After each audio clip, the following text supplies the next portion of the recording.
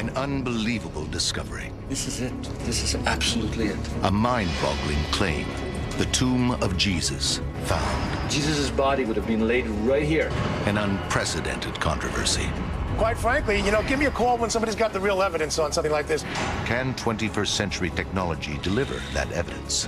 We're actually pushing the bounds of archaeology. And now, will a second tomb provide the ultimate proof? What's that? Oh, that's it, baby. That is a symbol of Christian resurrection.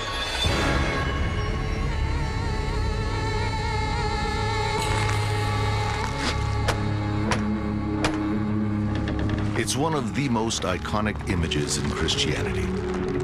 In the spring of 30 AD, Jesus is crucified in Jerusalem by the Roman authorities. The Gospels agree that Joseph of Arimathea, a wealthy member of the Jerusalem High Court and a secret follower of Jesus, takes possession of the body. But what happens next is not so clear. Christians believe that Jesus is placed in a tomb close to the site of crucifixion, and after 3 days, he rises from the dead, leaving behind an empty tomb. Tradition holds that the Church of the Holy Sepulchre is built on this site. But no archaeological evidence for Jesus' tomb has ever been found here.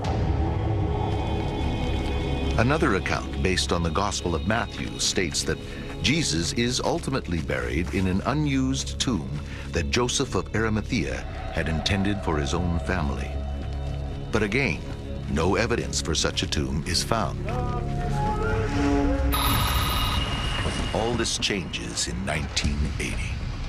In the Jerusalem suburb of Tel Aviv, 2 miles from the Church of the Holy Sepulchre, archaeologists uncover a 2,000-year-old tomb. It has strange markings, unlike anything previously discovered. The archaeologists remove 10 limestone ossuaries, or coffins, from inside. Then the tomb is cemented over, an apartment complex built on top. But in 2007, filmmaker Simha Yakubovich rediscovers the tomb. It's unbelievable. This is it. A new analysis of the archaeology leads Simha to a startling conclusion. He's convinced that he has found the Jesus family tomb. He bases his radical theory on the fact that 6 ossuaries found in the tomb are inscribed with names associated with Jesus and his family.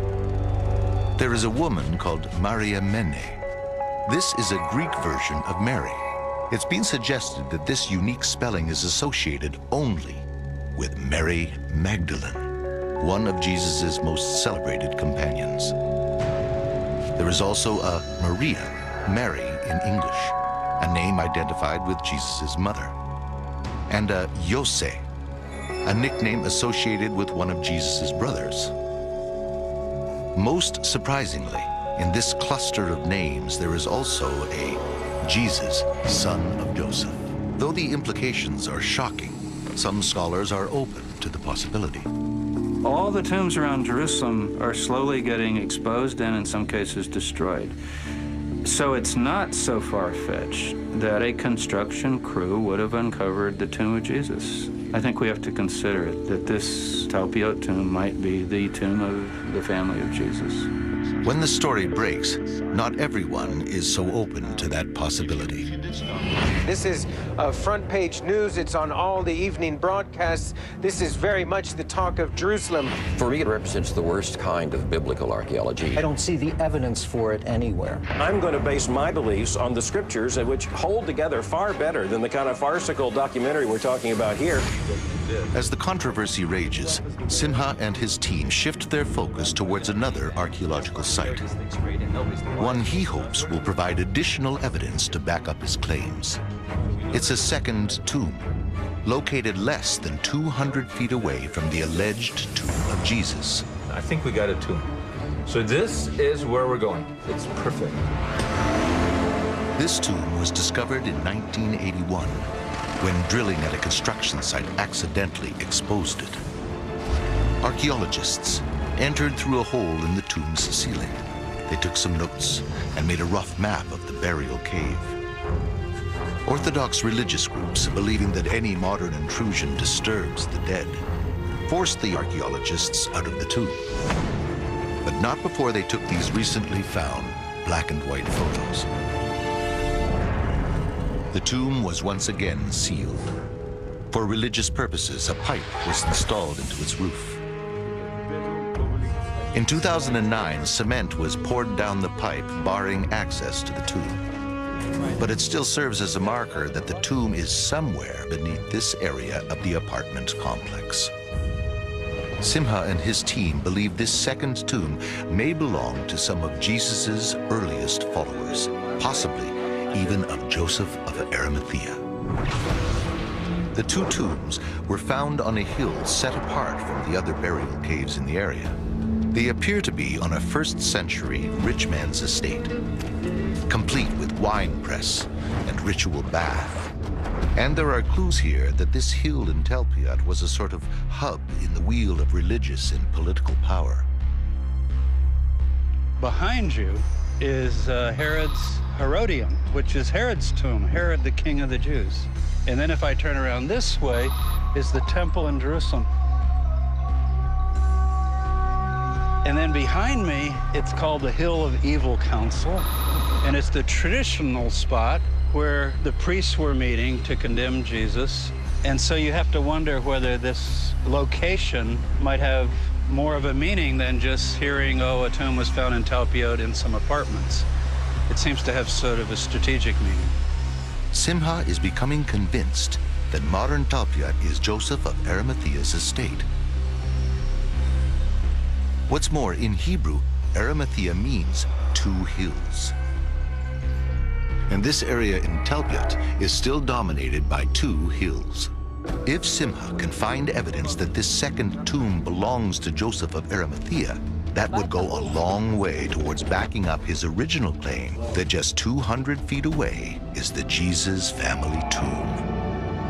The first challenge is how to get into the tomb under this building. Then we can crawl in this way. I see. But before their search gets underway, chaos. The Haredim are an ultra-Orthodox Jewish group, and they don't want the dead disturbed.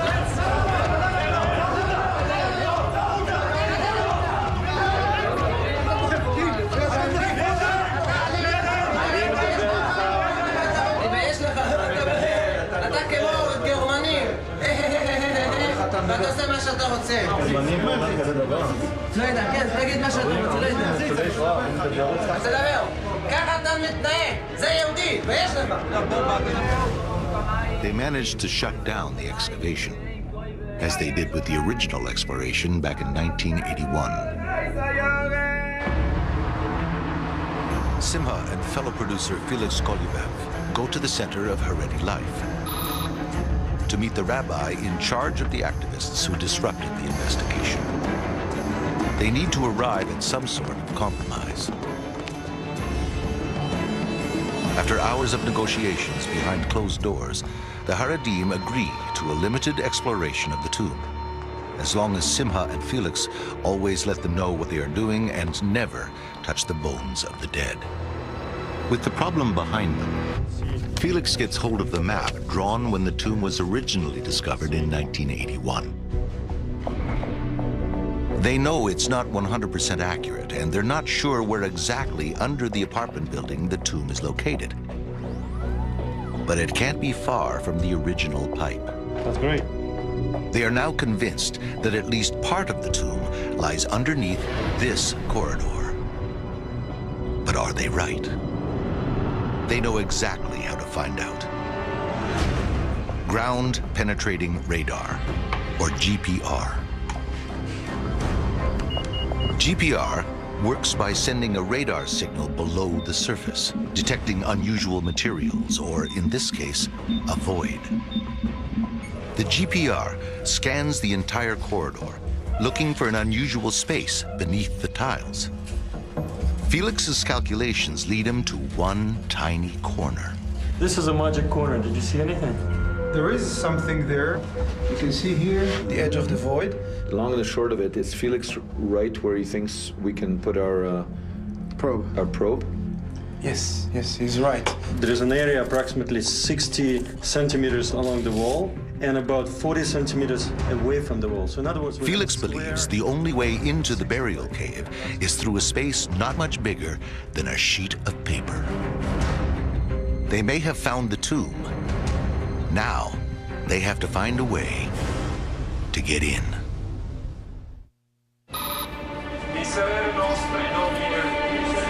With the use of ground-penetrating radar, Simha, Felix, and their team have located a first-century Jesus-era tomb under a Jerusalem building, but they don't know how to access it.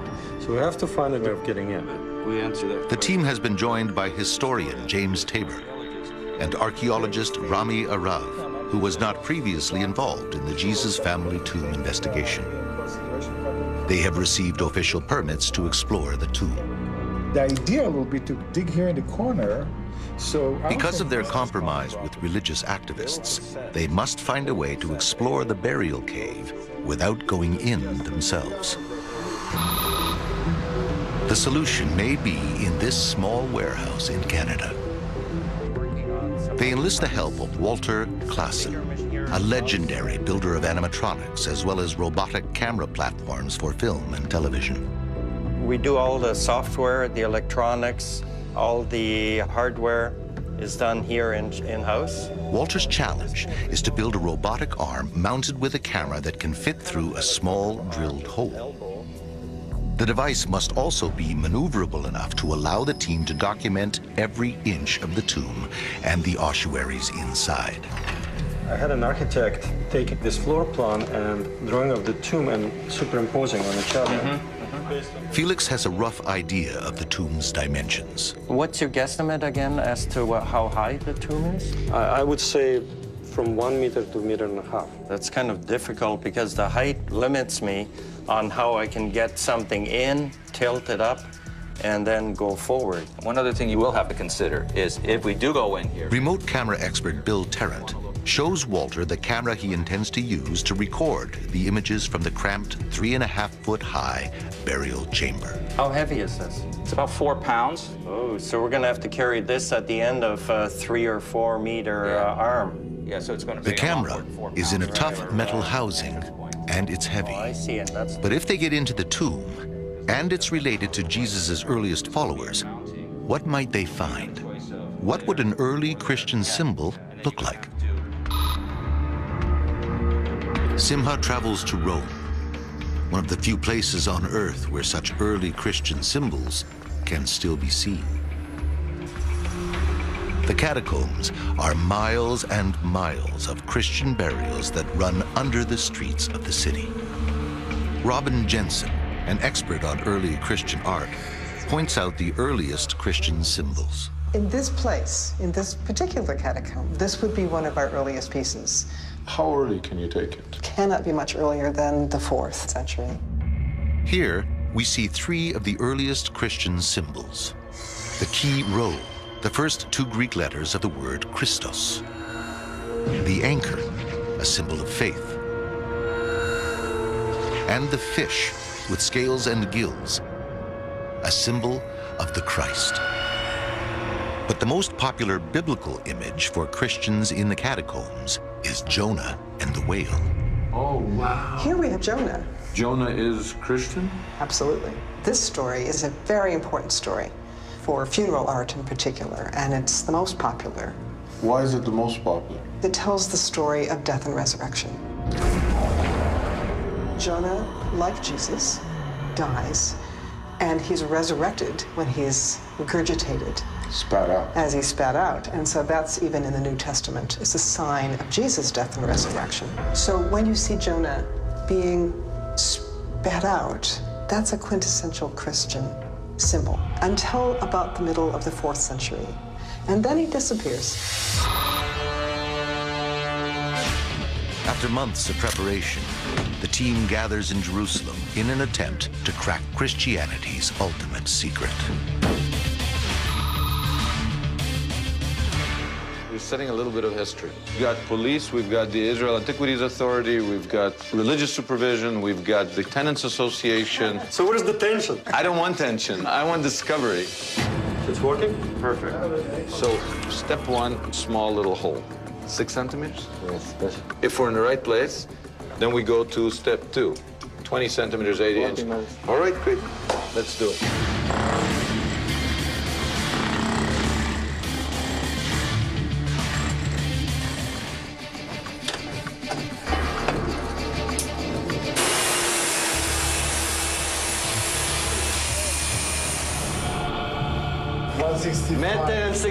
They have already drilled 2 feet deeper than their calculations suggested. Too much. It's possible that they are drilling in the wrong place. In retrospect, I think we should have gone at an angle to begin with. Yeah. Get inside, see where we are, and then putz around with the hole. We could try another meter in the same hole. No, first let's get an angle. And let's then just, do them at the angle. Let's just get in. Let's just have the satisfaction of getting in. Let's just get in. They now try drilling at an angle.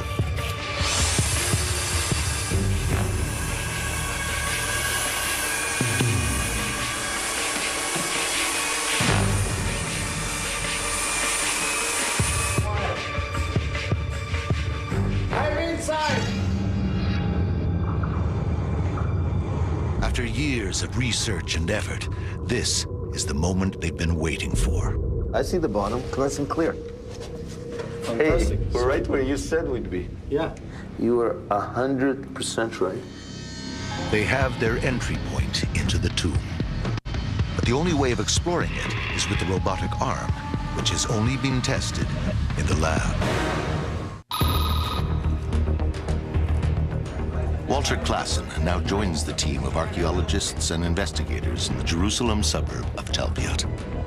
His newly created robotic arm is about to be used for the first time. It's been custom designed to explore an ancient tomb that is just below their feet. A tomb that filmmaker Simha Yakubovich believes may be that of Joseph of Arimathea, the man who buried Jesus.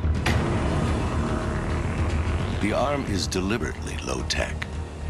Simple levers control its movements. Compressed air is delivered to the controls by rubber hoses, clearly marking every direction. The team is moments away from finally unlocking the secrets of the tomb. Beautiful. Oh, excellent. Look at that. They use 2 access holes. A smaller camera is placed in one of them and lowered into the tomb first. This will be pointed at the robotic arm to help Walter and Bill orient the arm's movements in the tomb below. Okay, you guys ready? All ready. Let's go. Hey guys, the moment of truth. The lightweight articulated arm that can unfold up to 10 feet is ready to be lowered. Is somebody holding it on the other side? It's all hands on deck to help maneuver it into the 8-inch pipe. Keep holding it and lowering it down. I feel like a pilot, you know? All right, we have image. Camera expert Bill Tarrant finds his bearing and focuses the lens.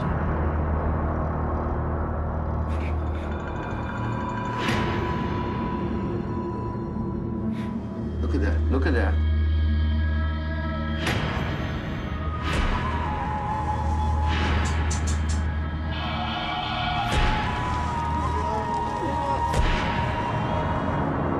They see niches carved into the limestone walls. Inside these are ossuaries filled with human bones.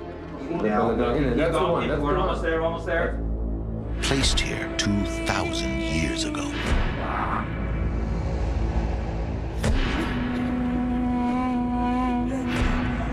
The robotic arm shows that there are 9 burial compartments in this tomb. 4 of them have ossuaries inside. They start with the niche that's closest to the door. Traditionally, this niche would house the ossuary of the man who commissioned the tomb. That's it. That's it, that's it. Yeah. Could this niche contain the remains of Joseph of Arimathea? The moment has arrived. The camera is slowly maneuvered between the ossuary and the wall. Walter feeds a snake camera down the housing. This camera is more flexible and will be able to get closer to the ossuaries than Bill's HD camera.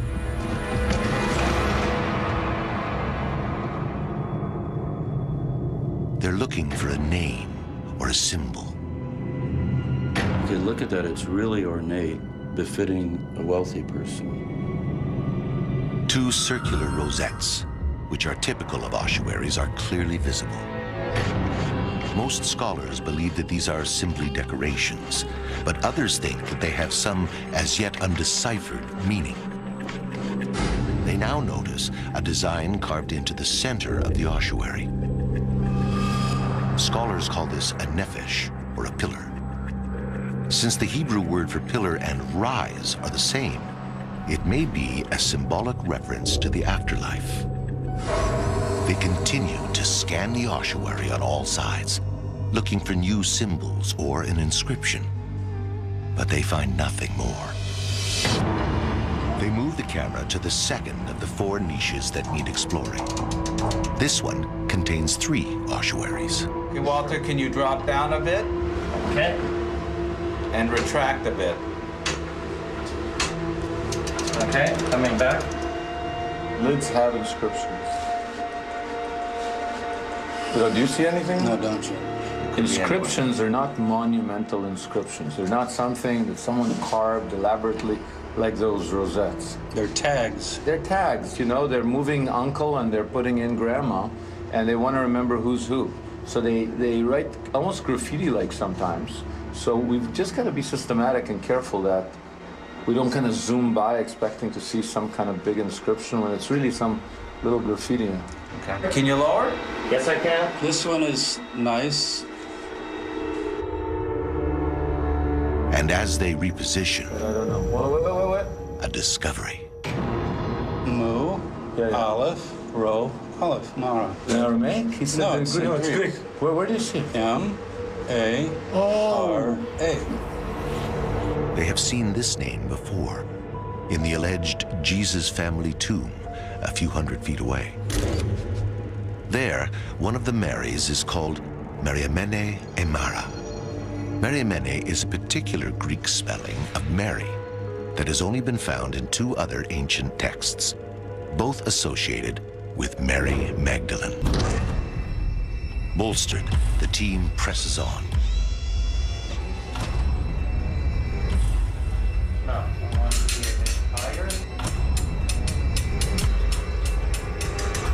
But just then, a cable snaps.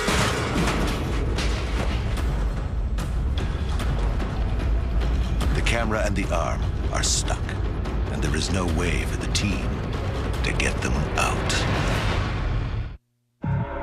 The robotic arm sits crumpled, broken at the bottom of a 2,000-year-old tomb. The rope is ripped, the arm is crooked. It's sort of a worst-case scenario. Okay, so it was the boom rope that broke? Yes, the up and down. For designer Walter Clausen, it's a nightmare. Just please, let me think about this. I can't talk.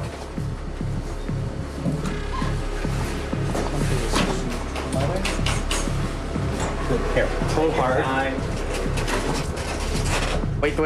Wait, slow down. The snapped cable means he can't retract the arm, and the way that it is currently bent means that it won't come up the hole. For several hours, Clausen carefully manipulates the broken arm.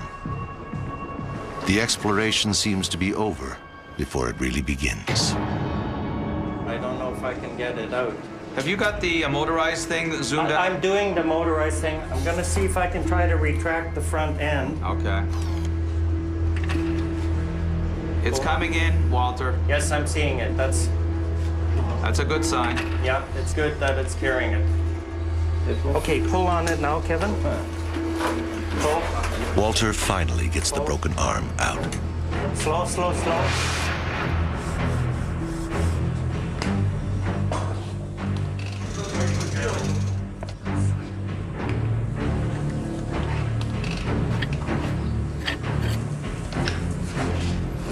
After 2 hours of surgery, the robotic arm is repaired and it's back in the game.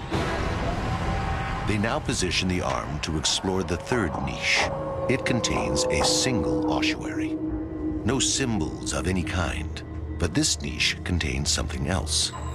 A lot of human skeletal remains.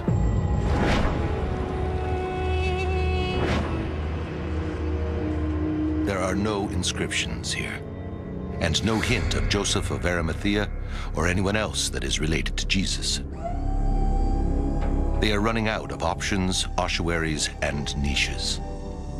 They move on to the last niche, and the last 2 ossuaries to be explored. Archaeologist Rami Arav now joins the search. I want to look at this one here.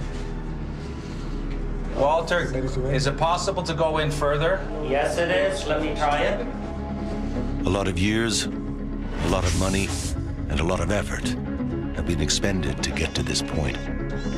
But the clock on this expedition is about to run out. Where are we at now, Walter? I think we're kind of stuck, but we're getting there.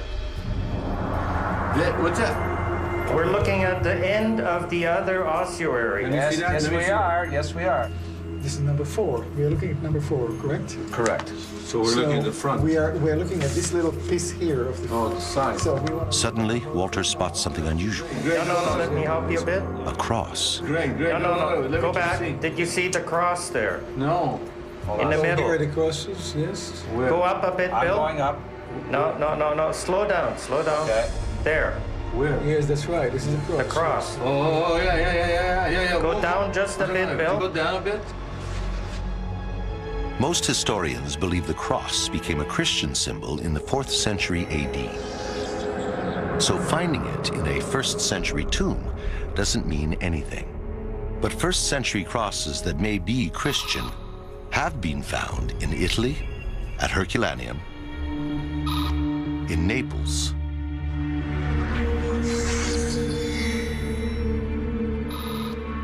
and by Rami Arav at his excavation site in the Galilee.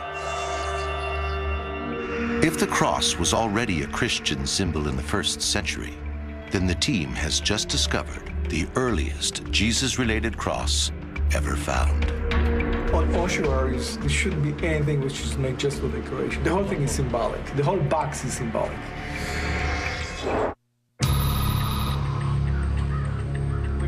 The team has finished exploring all but one of the 4 niches containing ossuaries. So far, they examined 5 of the 7 ossuaries. They hoped to find inscriptions or symbols that could throw light on the alleged Jesus family tomb just 200 feet away. I think we're doing pretty good. We've got a pillar, which could be seen as referencing the afterlife. We have a cross, which I think is a Christian cross. And we have an inscription, a marak, which references the other tomb and can be read as Our Lady. But I don't think it gives any kind of conclusive connection to the Jesus tomb nearby. We've got to have more. In the last of the niches, they continue to explore the ossuary with the cross on it and its neighbor. All right, go back. You got control again. The work is painstakingly methodical. You can see on your monitor where you are. But suddenly, it pays off. I see something in the ossuary in the back, the one that's blocked by the ossuary in the foreground. Oh. There. What is that? Whoa.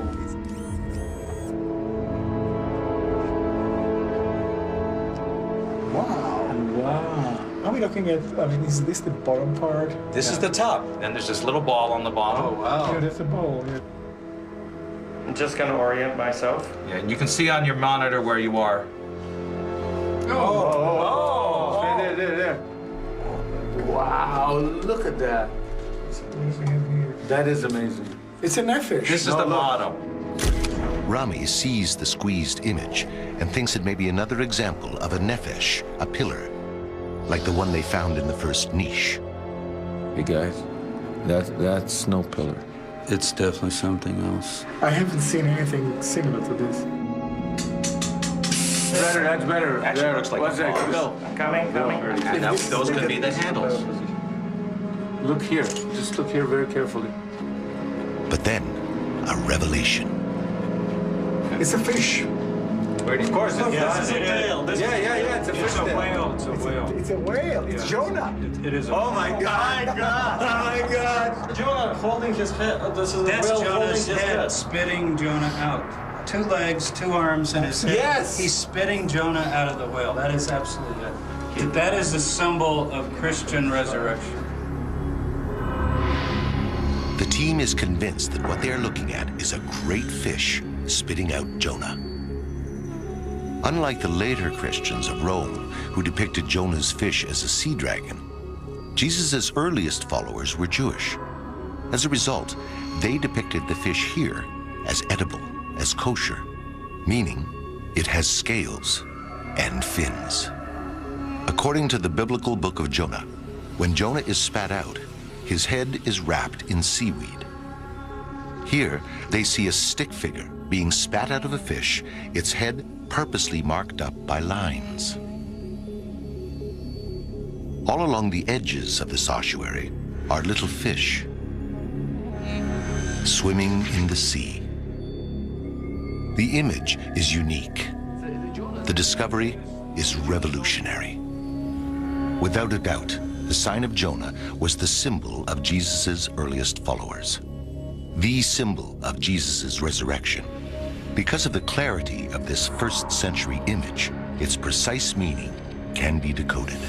For Christians, or Judeo-Christians, believers in Jesus, it comes to mean, like Jonah, Jesus went into death. The fish is death, but came out of death. And on an ossuary, clearly, it's talking about resurrection of the dead.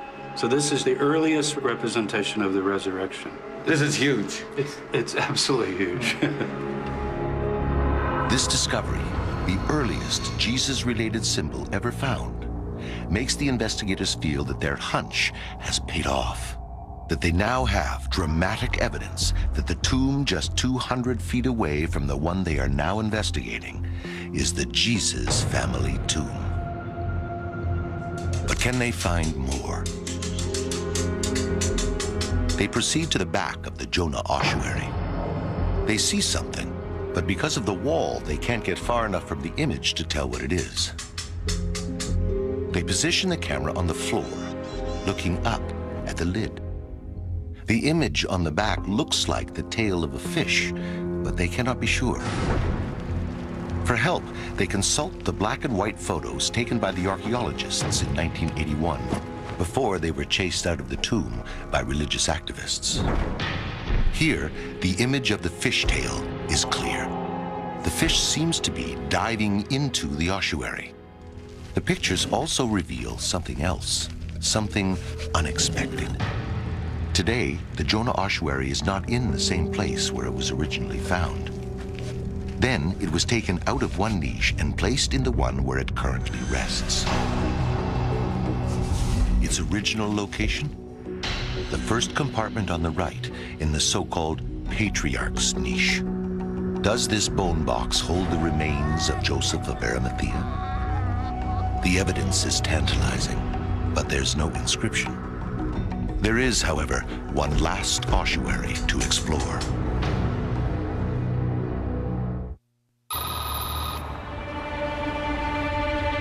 For the first time ever, the team has explored a sealed Jesus-era tomb using a robotic arm. They have discovered a unique image that may have been used by the earliest followers of Jesus. But their search is not over. They have one more ossuary to explore. Hand the boom right. Okay, coming up. So we're looking. So now we're surveying 3. Number 3. We're right there.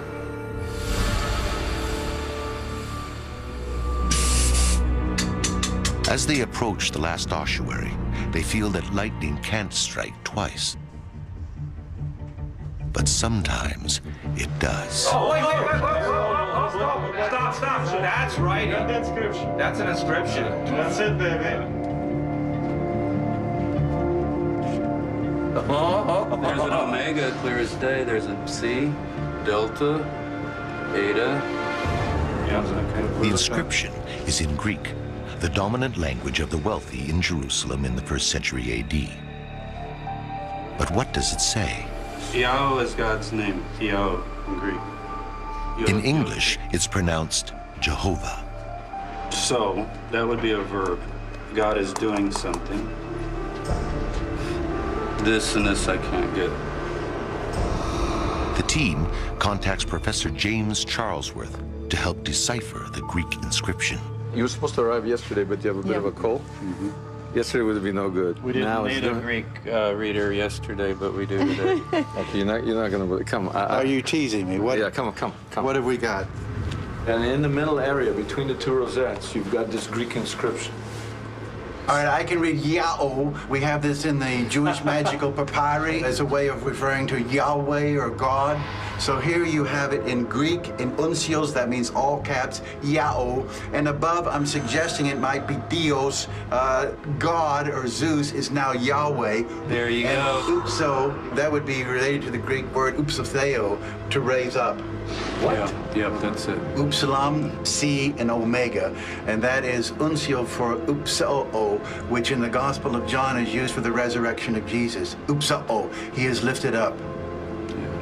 I am lifted up, says Jesus. I am lifted up. I am raised up. Upsao. And the rest, I'm not sure I can read. A lamath, pei. Maybe an olive. It could be an olive. Apo. Upsao. Apo tuthanu, I would guess. From the dead. The first two lines are clear. The first word is Dios, which can be read as Lord or God. The second word, Jehovah, the name of God in the Hebrew Bible. And then a word, upso, which can mean has raised, will raise, or is raising. And finally, three letters that are not clear. They could be referencing, as Professor Charlesworth sight read, the realm of death. But the last three letters may actually be A, G, B. The last word then could be Agba, the Hebrew equivalent of upso. In this case, the inscription is translinear. Greek, Hebrew, Greek, Hebrew. And it reads, God, Jehovah, raise up, raise up. In every reading, it's a plea for resurrection. But there is another possible reading. There's a word that shouldn't be here, Jehovah. In the 1st century, mainstream Jews would never write God's holy name on an ossuary. That would be heretical. In this case, the inscription can be interpreted as Lord, Jesus, rise up, rise up. The inscription found here strongly suggests that the people buried in this tomb believed in resurrection. On one level, it could be a plea for their own resurrection. Read in a different way, however, it's an exhortation for Jesus to resurrect himself. For James Tabor, the find is persuasive, convincing him that the tomb, just a few hundred feet away, is the ultimate resting place of Jesus and his family. This tomb is given a wider context to the other tomb. Before yesterday, if you had asked me, Talpia, Jesus' tomb, what do you think, 50-50? I was already at 75%. By adding this tomb, I'm up to 95, easily. The implications are enormous. Does the very idea that Jesus' bones were placed here fly in the face of the most fundamental of Christian beliefs in Jesus' resurrection? Not according to Professor Charlesworth. The significance of what we have seen for the first time, and any eye has seen for 2,000 years, is that we have a whale with a mouth that's closed, not a whale that's swallowing someone. And out of that mouth comes a human being. The symbol here in Jerusalem, near where Jesus was crucified, not far away, is a symbol of the belief that Jesus is raised, This is within decades of Jesus' death. I believe that this tomb can be the tomb of Jesus. And what we found in the tomb less than 200 feet away from the Jesus tomb is evidence of that, hard archaeological evidence. They're celebrating his resurrection.